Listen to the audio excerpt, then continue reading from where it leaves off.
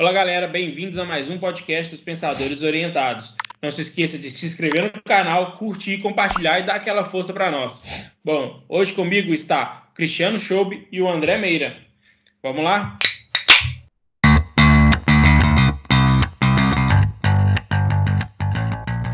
Fala, galera, beleza? Hoje vamos falar do conflito entre a Coreia do Norte e a Coreia do Sul.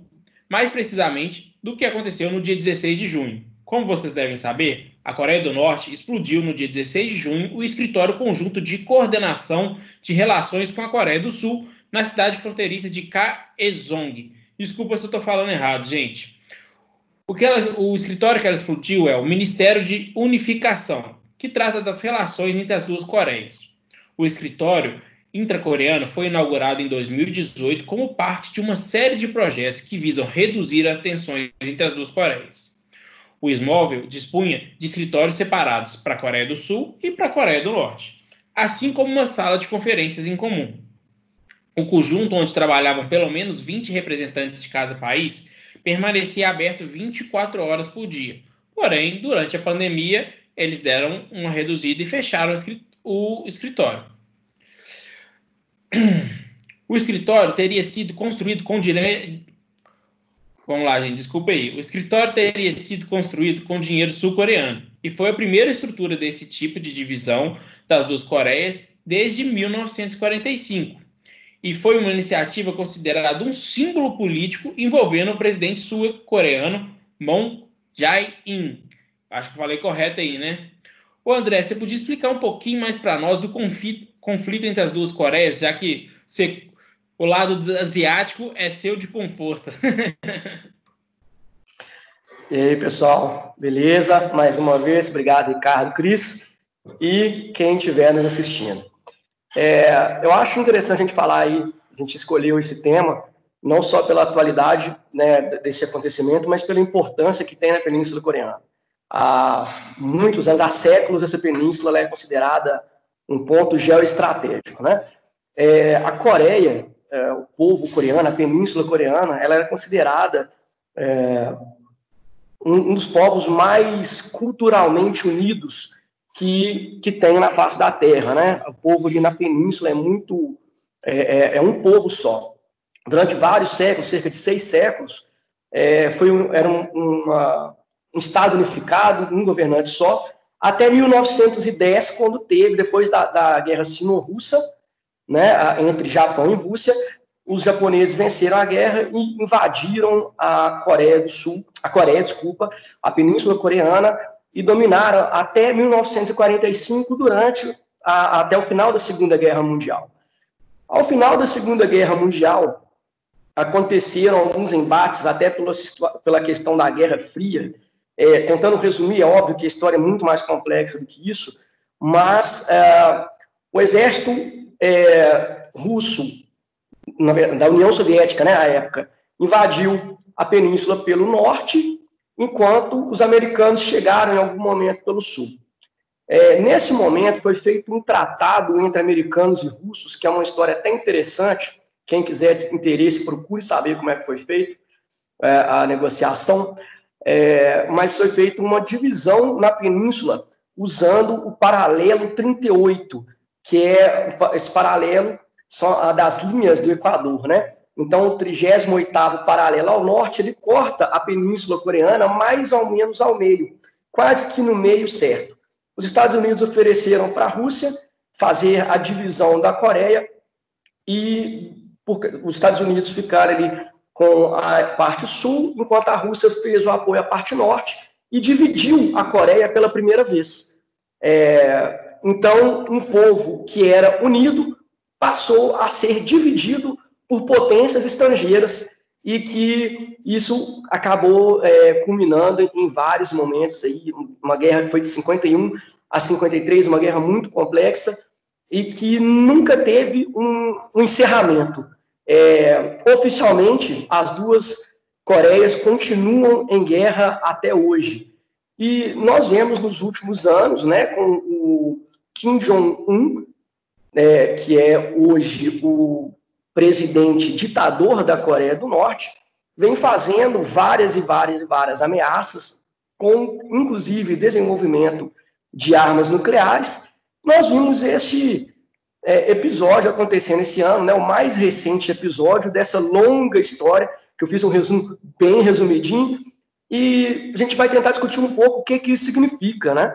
Como que é o simbolismo disso aí, né? Não é isso, Cris? Isso mesmo, André. É interessante a gente pensar, né, que a explosão desse edifício, ela de fato, ela tem um simbolismo enorme, né? Por quê? Em 2018, que foi quando esse complexo de edifícios ele foi construído, ele foi um pouco como que um marco de paz entre os dois países, né? Lembrando lá, em 2018, o que estava acontecendo? Tivemos os Jogos Olímpicos de Inverno, que foram sediados em Seul, e por conta desses Jogos Olímpicos, o esporte proporcionou essa aproximação desses dois países que estão em guerra até hoje, né? Mas então, a construção desse complexo de edifícios e esse edifício específico, que era esse escritório de ligação, de comunicação que representava isso, ele foi destruído, ele foi explodido pela Coreia do Norte. É importante a gente imaginar e pensar que esse edifício ele estava dentro do território norte-coreano, né? Então, não houve, de fato, uma ofensa à soberania sul-coreana, nada disso. Mas só o fato de ter simplesmente cortado toda a ligação e comunicação com o lado sul-coreano é muito representativo, né? Então, tem um simbolismo enorme aí. E eu achei interessante também que saiu também nas notícias, que é legal a gente imaginar que quem deu a ordem, provavelmente, enfim, que é o que saiu, né? Quem deu a ordem de explosão foi a irmã do Kim Jong-il, que é considerado por muitos aí a número 2 aí na ordem de sucessão aí do governo norte-coreano, né? Mas interessante que ela teve uma fala extremamente dura, né, sobre como que esse projeto não estava levando a lugar nenhum, então que era mais fácil explodir. E alguns dias depois dessa fala dela, de fato, o edifício foi explodido mesmo, né? Então, deixando aí o lado literal, eles explodiram a comunicação e a relação com o governo sul-coreano. Cá entre nós era um edifício lindíssimo, né? Vocês viram as fotos? Muito bonito mesmo. Cara, e... Esse edifício que a gente vê nas fotos, né? Que é um edifício alto, inclusive, era um edifício residencial, que ele servia para abrigar as pessoas que trabalhavam no complexo, que era o escritório propriamente dito, que era um edifício menor, que ficava embaixo, né? Mas aí acabou que explodiram, foi tudo. Foi esse edifício grande, residencial, com o escritório, enfim, foi tudo explodido. Há relatos que foi uma explosão terrível, né? A sorte que não tivemos nenhum ferido nessa aí. Bom, a gente viu que por mais que a ordem partiu da irmã do Kim Jong-un, a gente sabe que o Kim Jong-un e o Trump estão numa relação de amor e ódio, mas um pouquinho mais de amor. Vocês acham que isso interfere um pouco nas próximas eleições dos Estados Unidos e na relação da Coreia do Sul com os Estados Unidos? Ricardo, esse ponto que você tocou, ele é muito, muito interessante. Só falar um pouquinho sobre isso, por quê? Porque uma das promessas de campanha do Trump lá em 2016, uma coisa que ele batia muito, era essa desnuclearização da península coreana. Inclusive, antes de ter esse diálogo de paz que se intensificou muito em 2018, né, com essa criação desse edifício que foi destruído agora, Trump e a Coreia do Norte trocaram várias ofensas, com Trump dizendo que ia esmagar a Coreia do Norte, enfim, coisas nesse nível, né, nível Trump, que a gente vê. Mas, então, justamente, o Trump tinha esse processo de paz, era para o Trump muito importante, porque era como um triunfo para ele, um triunfo geopolítico, porque, afinal de contas, ele ajudou muito a intermediar esse diálogo entre as Coreias, né? Inclusive, o Trump encontrou com o Kim Jong-un num encontro que foi muito falado, foi muito interessante. Então, era muito importante esse diálogo, né? Então, sem dúvida, esse rompimento vem numa hora muito ruim para Washington, principalmente na figura do Trump. Por quê? Porque está tendo a corrida presidencial norte-americana, né? Então, a partir do momento que você tem uma das bandeiras e, que, querendo ou não, o Trump se mostrando mais enfraquecido, já que o seu projeto de paz e de desnuclearização dessa península ele está fracassando, então ele sai perdendo muito, né? Isso, sem dúvida, vai impactar. O que você acha, André? É isso mesmo, cara. Eu acho que... Só uma correção, Cris, não é Kim Jong-il, é Kim Jong-un. O Kim Jong-il é o pai que faleceu. É confuso, porque são três, né? É o Kim Il-sung, que foi o fundador entre aspas, fundador do Partido Comunista, né? O primeiro líder do Partido Comunista da Coreia do Norte. Depois vem o Kim Jong-il e agora Kim Jong-un. É bem confuso, todo mundo confunde isso aí, não é nada... Mas vamos lá. Uma coisa que o Ricardo falou, nenhum ferido no ataque. O simbolismo disso, né? Nós conversamos, inclusive, no último episódio, que foi sobre... vocês conversaram, eu não estava presente, que foi muito bom, inclusive, sobre como que foi o simbolismo do embate na China e Índia, ali na fronteira, foi a pau e pedra. Então, ali agora foi um ataque no próprio território, né? Foi uma demolição, não foi um ato de guerra, mas o simbolismo dele é muito grande. E o simbolismo não é grande só... E um dia depois, né? O da China e a Índia foi no dia 15 de junho e o das Coreias foi no dia 16. Foi um dia depois. Muito bem lembrado, Ricardo. Muito bem lembrado. E você vê como é que é uma questão de muito simbolismo, né? Tem ali no meio também uma ameaça nuclear, porque a Coreia do Norte ela é apoiada pela China e a Coreia do Sul é apoiada pelos Estados Unidos, como vocês já falaram aí, né? Então, tem todo esse problema. Quanto à questão do Trump, foi falado, veiculado em várias mídias, que esse ataque ele não foi simplesmente contra a Coreia do Sul, mas como vocês já falaram, mas foi contra também o Trump, a aproximação do Moon Jae-in, se eu não me engano, né? Também não sei a pronúncia, Ricardo. Você falou no começo, a pronúncia é difícil, ninguém aqui fala coreano. Mas essa aproximação dos Estados Unidos com a Coreia do Sul, a intenção deles é atacar uma frente dupla. Ao mesmo tempo que eles destroem essa base, que seria de uma unificação entre as duas Coreias, o ataque vai à Coreia do Sul na falha de negociação e, como o Cris já falou, o Trump, que se colocou como um intermediador ali, inclusive tentando segurar a Coreia do Norte com o programa nuclear, e a Coreia do Norte deu um recado muito forte. Olha, eles chegaram a falar, inclusive, na semana passada, em levar forças ali para território do Paralelo 38, e depois voltaram atrás, que eles fazem isso o tempo inteiro. Eles ameaçam, jogam uma coisa ali, vou desenvolver bomba, eu vou fazer ataque nos Estados Unidos. Foi falado que, agora eu não me recordo se foi agora para essa eleição, que vai ter ataque na eleição, e se eu não me engano foi agora, semana passada também. Então o tempo todo eles atacam e voltam atrás, atacam e voltam atrás. É provocação atrás de provocação. Isso é tudo muito simbólico, né? Vamos ver como que o Trump vai reagir. Eu ainda não vi nada do Trump falando sobre o assunto. Vocês chegaram a ver alguma coisa, alguma reação do Trump? Se ele chegou a fazer vociferar alguma coisa, porque às vezes ele vocifera ali contra a Coreia, né? Mas eu não cheguei a ver nada. Também não. Ainda não vi uma resposta, pelo menos, significativa do Trump sobre isso, né?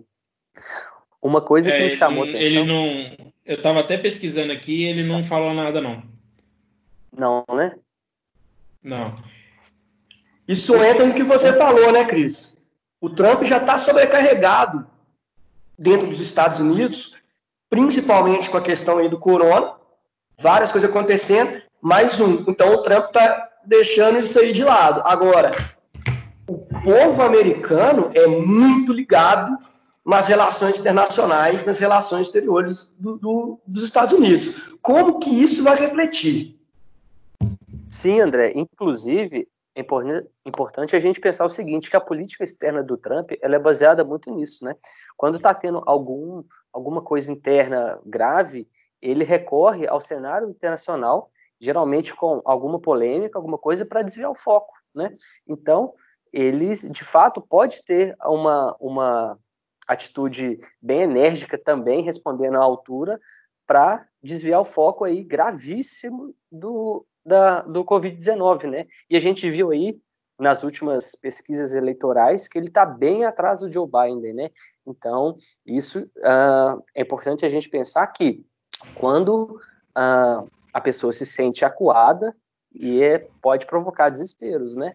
Então, por isso, o Trump ele pode sim vir falando alguma coisa forte sobre esse assunto, não me deixaria surpreso, tá?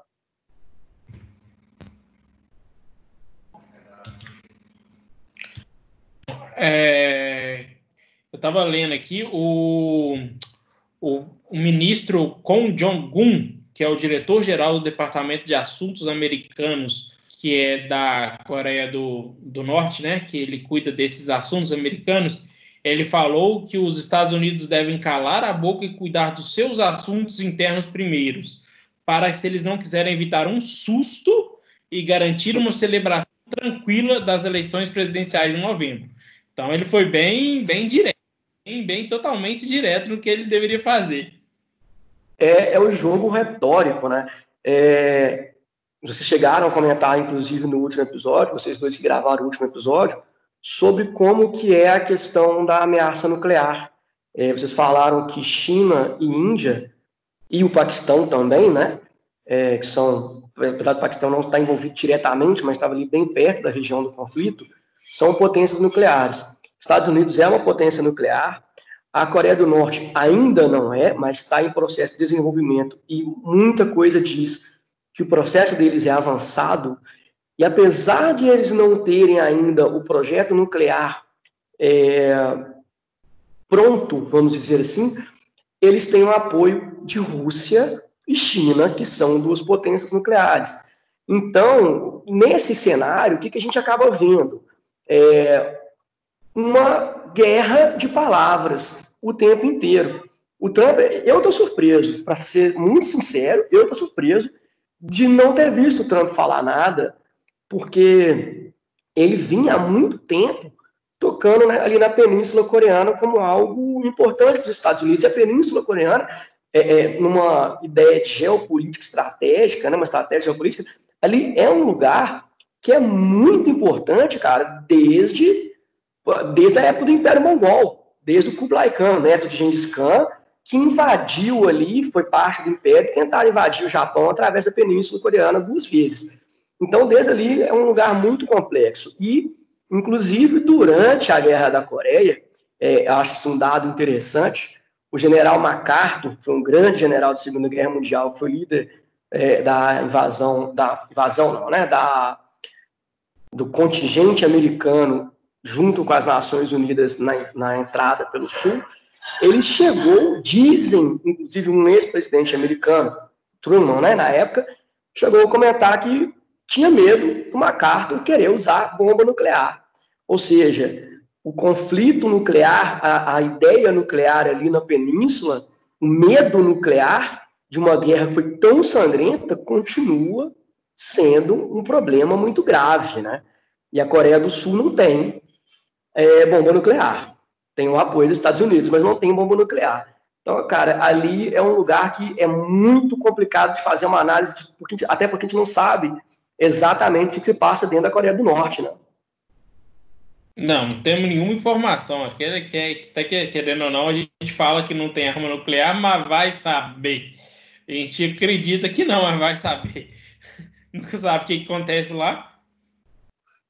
Olha, eu vou te falar, tem indícios que eles já têm alguma arma menos, vamos dizer assim, de menor potência, né? Já foram feitos testes nucleares subterrâneos que se imagina que foram testes nucleares subterrâneos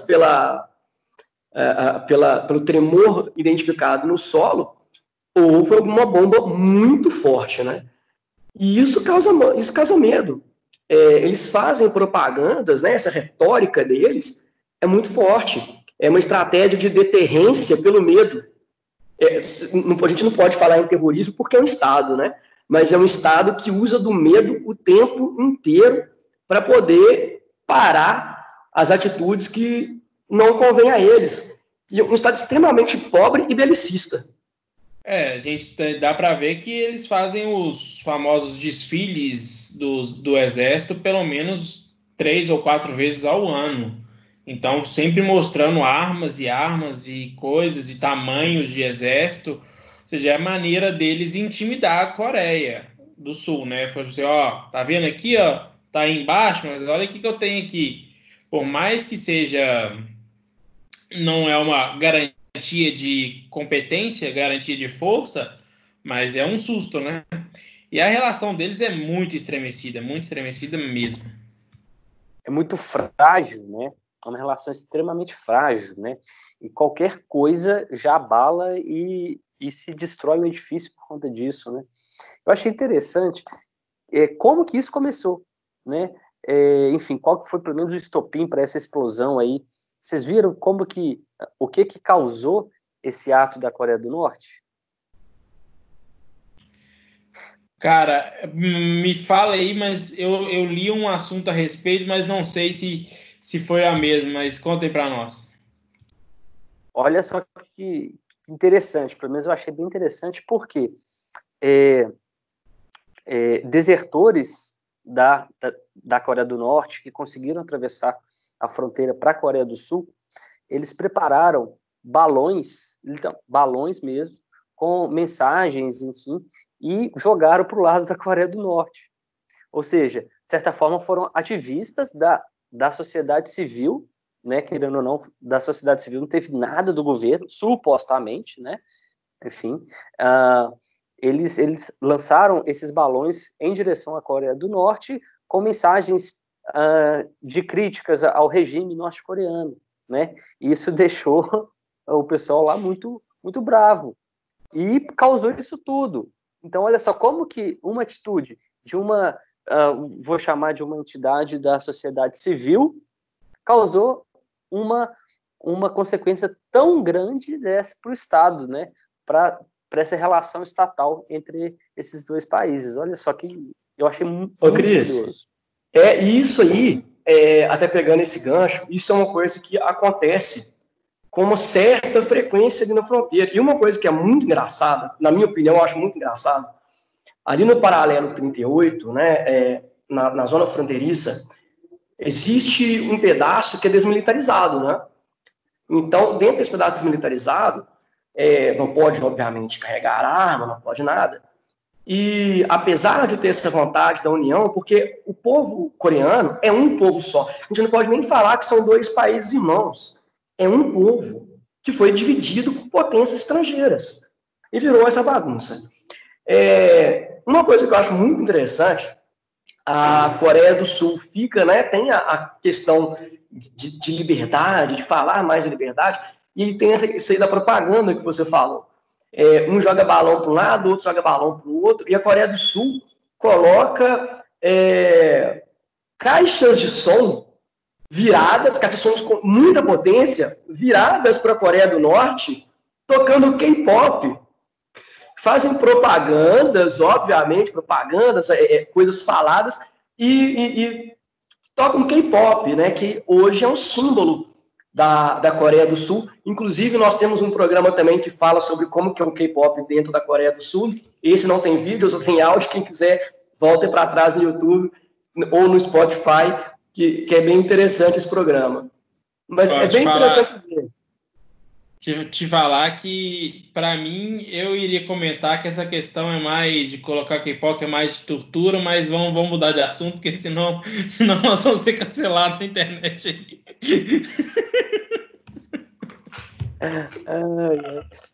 Cuidado com os haters do K-pop, a gente já está sofrendo com haters políticos aí. E é interessante, André, porque é o seguinte, desde 2018, quando teve esse movimento de paz, né, que essa tática não era usada, né? Inclusive, era uma das queixas da Coreia do Norte, de fato. Era isso. Falou, então tá bom, então vocês param de tocar a música aí, porque, enfim, né? Esse soft power da Coreia do Sul, ele deixou de ser usado justamente em 2018, né? Com essa aproximação aí que terminou agora. Mas Tudo indicava que a Coreia do Sul estava bem empenhada em, pelo menos, não falo em resolver e unificar, mas estava bem empenhada em ter uma boa relação, em deixar as tensões baixas, bem tranquilo, poder até, quem sabe, fazer alguma questão de negócio entre si, mas ela tava empenhada nisso, eles penderam esforços para isso. Inclusive, Ricardo, pegando esse gancho, o Moon Jae-in, de novo, não sei a pronúncia correta, mas acredito que seja algo próximo disso, Moon Jae-in, que é o atual presidente da Coreia do Sul, quando ele foi eleito, durante a campanha dele para ser eleito o líder do governo da Coreia do Sul, ele falou muito, foi mote de campanha dele, essa aproximação com a Coreia do Norte. Quando começaram as conversas entre Coreia do Sul e Coreia do Norte, que o Trump foi um dos intervenientes para poder fazer isso aí, muita gente deu crédito ao Trump por coisas que aconteceram. Não tirando os créditos do Trump, mas, ao meu ver, o Moon Jae, ele tem uma participação muito mais forte do que o do Trump nessa conversa, nessa tentativa de reaproximação, né? Agora, a gente precisa ver como serão essas cenas nos próximos capítulos, porque eu vejo, inclusive, como esse conflito ele foi, dentro da Guerra Fria, um conflito muito forte, foi muito simbólico, né? Dentro da Guerra Fria, a divisão do comunismo no norte da península e eu quero saber como que isso vai ser tratado a partir de agora, porque a gente está vivendo, talvez, uma nova Guerra Fria, agora entre China e Estados Unidos, com a China tomando ali, de certa forma, o lugar da Rússia. Volta de novo a ideia de comunismo contra a democracia. E a gente vem vendo muita gente, em muitos lugares, reclamando de uma falha dos governos democráticos e usando, por exemplo, a China como um exemplo de um Estado autoritário que vem galgando passos muito grandes dentro do seu crescimento.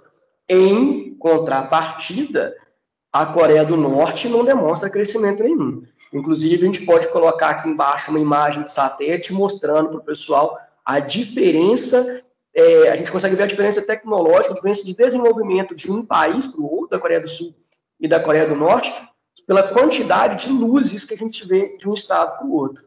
Vamos ver como é que isso vai ser usado dentro de retóricas também, como que vai ser esse embate retórico entre comunismo e democracia. A Coreia do Sul é um crescimento fenomenal, é um dos países que mais cresceu nos últimos anos. Inclusive, numa das últimas crises financeiras que nós tivemos, em 2008, a Coreia do Sul teve uma queda e foi um dos países que mais se recuperou depois, né? Muito bem colocado, André. Então, até deixar essa pergunta para o Cris aqui, com pergunta final, né? Porque a gente já está encerrando por causa do nosso tempo. Mas qual que é as perspectivas que você acha, porque a gente não tem como dar certeza de nada, para esse futuro das questões das Coreias em si? Nossa, essa pergunta é bem difícil mesmo, Ricardo. Poxa, vocês lembram quando a gente estava no primeiro período da faculdade e teve uma pergunta de algum professor para a gente quando que tinha terminado a Guerra das Coreias e a gente ficou chutando, mas ninguém imaginava que a guerra de fato nunca tinha terminado porque não teve um documento, né, encerrando a guerra. Bom, isso aí já desde a década de 50, então acho que vai demorar ainda um pouquinho, né? Não vai ser por agora que a gente vai ter uma resolução desse conflito, ainda mais com esse revés diplomático enorme, né? até que se volte a qualquer tipo de diálogo, aí acho que pode demorar. Mas eu queria também escutar a opinião do André sobre isso. Para finalizar, pode ser? Cris, eu tô com você. Eu acho que não tem como a gente falar nada. A gente está falando de um conflito que surgiu em vários lugares do mundo, vamos dizer, na periferia da Europa, né? A gente vivia até a Segunda Guerra, Europa era o centro do mundo, o resto era periferia. Era Europa, Estados Unidos, o resto era periferia. E várias partes do mundo foram divididas, não por divisões locais, mas por divisões estrangeiras que foram feitas pela Europa e Estados Unidos. E esse é um caso. A gente está falando de um caso de uma nação, porque a Coreia é uma nação, é um povo só, que foi dividida arbitrariamente, com vários interesses escusos, né? Não vou falar escusos, mas foram bem planejados, mas que não eram interesses do povo coreano, mas que dentro da Coreia, por disputas de poder, acabou acontecendo e ficando. Por tudo que vem acontecendo nos últimos anos, nas últimas décadas, na verdade, eu acho muito difícil da gente precisar qualquer coisa para esse conflito. São 70 anos quase de conflito, se eu não me engano, né? Desde a década de 50, e desde o começo da década de 50, e nada foi resolvido até agora. Continua a briga de poder. Briga de poder. Um povo único, um povo irmão, não vou nem falar irmão, é um povo só, mas que vive pela briga dos seus líderes, que não conseguem chegar num acordo por simples, na minha opinião, simples disputa de poder, e agora também, agora não, mas desde então, de embate ideológico. E nessa divisão ideológica, dividiu-se um país, uma nação inteira, sem perspectiva da gente ver alguma coisa funcionando ali de fato. E todos eles têm prejuízo, na minha opinião, principalmente o Norte, que sofre numa ditadura que é muito forte, muito estrita, e que tem ali uma pobreza muito forte, é uma pobreza muito grande, não tem liberdade de expressão, não tem acesso à internet, não tem acesso a coisas que no mundo moderno são básicas. Vamos aguardar, eu acho que não resolve tão cedo. Muito obrigado a todos por terem nos assistido mais uma vez. Cris, Ricardo, muito obrigado. André, concordo com você. Vai ser difícil acontecer alguma coisa tão cedo. Eu não posso falar em questão de outros países em relação à ditadura, porque eu realmente não tenho esse conhecimento. Mas, ao meu ver, de um pouco leigo, eu acho que do mundo hoje é uma das piores ditaduras que tem. Se não for a pior, ela está aí entre as 5 mais, com certeza. Então, e é isso aí, o povo, infelizmente, a gente vê um povo sofrendo, né? Um povo que tinha tudo para estar crescendo, como a Coreia do Sul, que está crescendo, correndo atrás, fazendo coisas sensacionais, sendo um puta mercado, e tá lá daquele jeito, igual o André falou. A gente vai botar a imagem aqui, é incrível quando você vê a Coreia do Sul e a Coreia do Norte à noite, uma toda apagada, com quase nenhuma luz, e a Coreia do Sul iluminada até o tampo. A gente vê aí, né, as várias empresas que tem da Coreia do Sul, né? Grandes empresas, Hyundai, LG, Samsung. A Coreia do Norte, a gente não sabe nem o que tem ali dentro. Né? Então é isso aí, gente. Muito obrigado por ter escutado mais um podcast dos Pensadores Orientados. Não, velho, fugiu o nome. Mas... falou Vértice. Eu ia falar Vértice. Se inscreva no canal, curta e compartilha com os amigos. Ajuda a gente aí, que tá vindo novidades legais para vocês. Vocês que curtem a gente e acham interessante, acredito que, passando essa pandemia, o que está sendo programado, vocês não têm ideia. Muito obrigado a todos e até a próxima.